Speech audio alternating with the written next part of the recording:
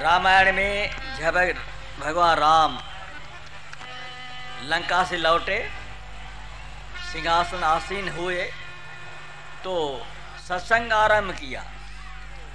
कैसे ये सभाएं लगाने लगे और जब आरंभ किया तब कहने लगे मैं जो कुछ कहने जा रहा हूं ना उसे आप सुने, मेरे प्रवचन सुने। लेकिन ये ना समझा राम के मन में ममता है,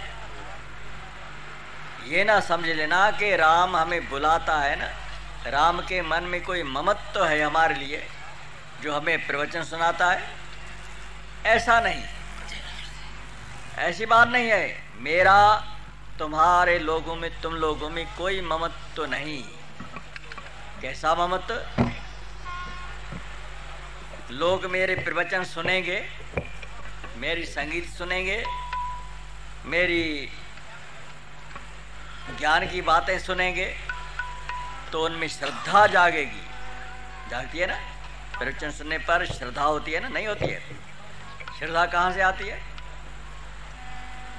मैंने, आपने मुझे गुरु बना लिया, श्रद्धा के बिना बनाएगा क्या?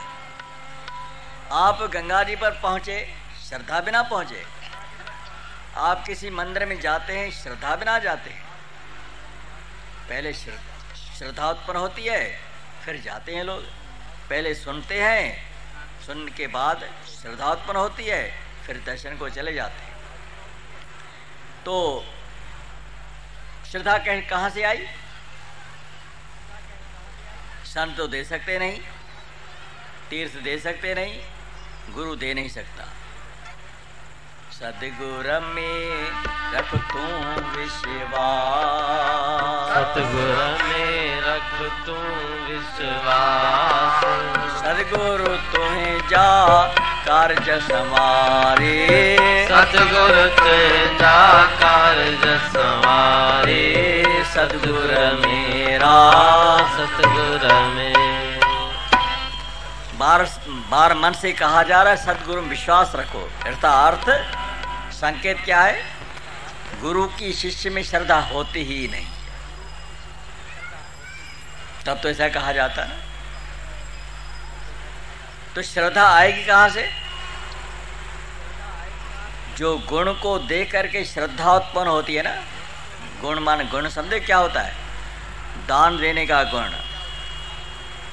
भोजन भंडार चलाने का गुण, संगीत का गुण, प्रवचन का गुण, शास्त्र की भाषा बोलना, शास्त्रों की बातें बतलाना, वेदांत बतलाना, ब्रह्म ज्ञान बतलाना, भक्ति की बातें बतलाना, कर्म की बातें, योग की बातें बतलाना, प्रवचन देना।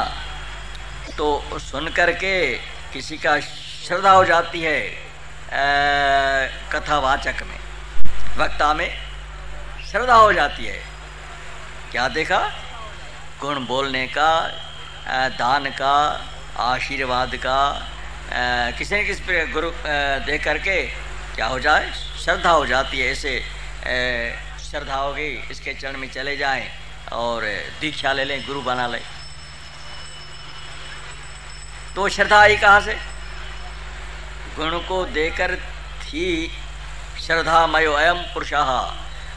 हर व्यक्ति के हृदय में श्रद्धा है, वो कहीं से आती नहीं,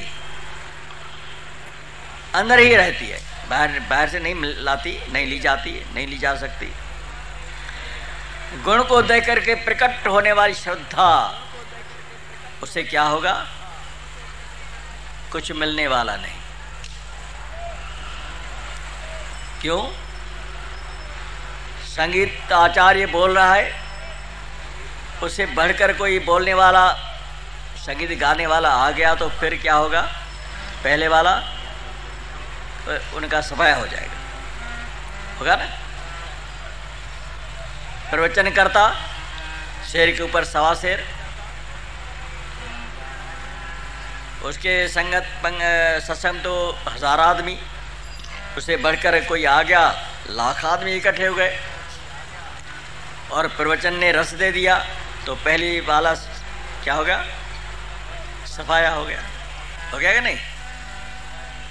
एक भोजन भंडार होता है, दाल सब्जी वो भी बढ़िया नहीं बनती। कहीं और गए, बहुत अच्छा भोजन मिला, तो पहले वाली श्रद्धा सफाया। तो कौन सी श्रद्धा के द्वारा यह पाया जाता, जो शास्त्र कहते हैं, गुरु महाराज कहते हैं, गुरु में विश्वास रख,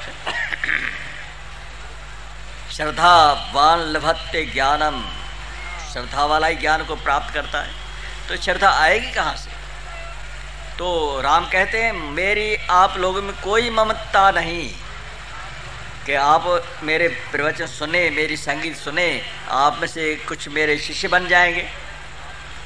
ये ना समझा आप में से मैं किसी को शिष्य बना लूँगा, और शिष्य बन जाने कर फिर क्या होगा, शिष्य घर भी ले जाएंगे, भोजन खिलाएंगे, 56 प्रकार का भोजन खिलाएंगे, वस्त्र देंगे, सोने की कड़ियाँ, चूड़ियाँ, मुंडियाँ, अंगूठियाँ, हार देंगे ना। शिष्य देते हैं ना, गुरु को नहीं देते। मंदिर बनवा देंगे, मूर्ति की बनवा देंगे, बड़ा भंडारा यज्ञ हवन करवा देंगे, पैसा खर्च कर देंगे, और कारों मोटरों में रथों में बिठा करके क्या कहते हैं उसको, जुलूस निकालेंगे, वाहवाही हो जाएगी मेरी। ऐसी ममता मेरे मन में नहीं है। आप सोच लो, ये मेरे मन में ममता नहीं तुम्हारे लिए। और फिर नहीं अनित नहीं कछु प्रभुताई, और मैं ऐसी लंबी चौड़ी बातें नहीं बताऊंगा, नहीं बताना चाहता। नहीं आपके ऊपर रोब, सिंधी में कहते हैं रोब और हिंदी में कहते हैं प्रभुत्व जमाना, मरण दबा के रखना।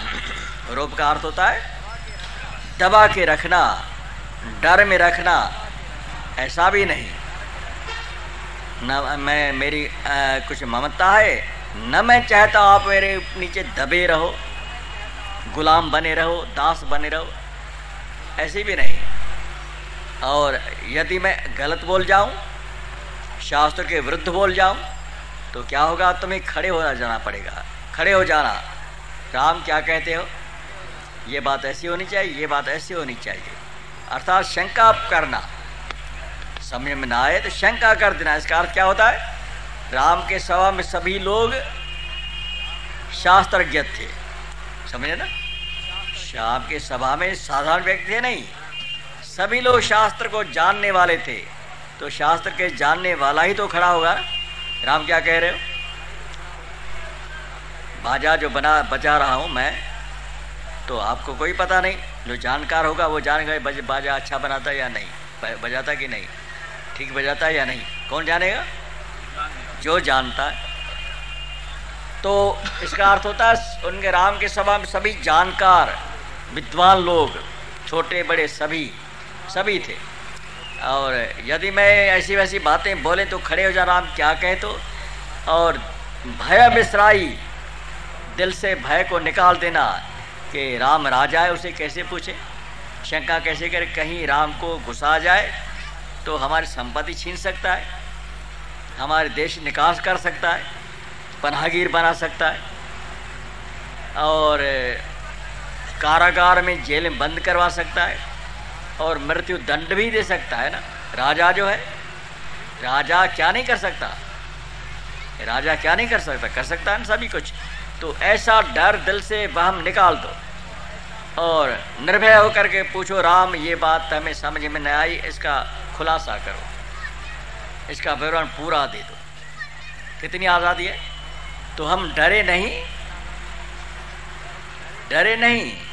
क्या करना होगा, सावधानी से सुना। अगर यही समय में न भी आए तो पूछ डालने में कोई हर्ज नहीं, बुरा ना माने, कहीं क्रोध हो जाएगा, गुस्सा पड़ जाए, ऐसी बात नहीं। तो क्या पूछने जा रहा था मैं, श्रद्धा कहाँ से आई। वो श्रद्धा जो गुण को देखकर श्रद्धा उत्पन्न होती है, वो किसी काम की नहीं, जो ज्ञान के पश्चात होती है।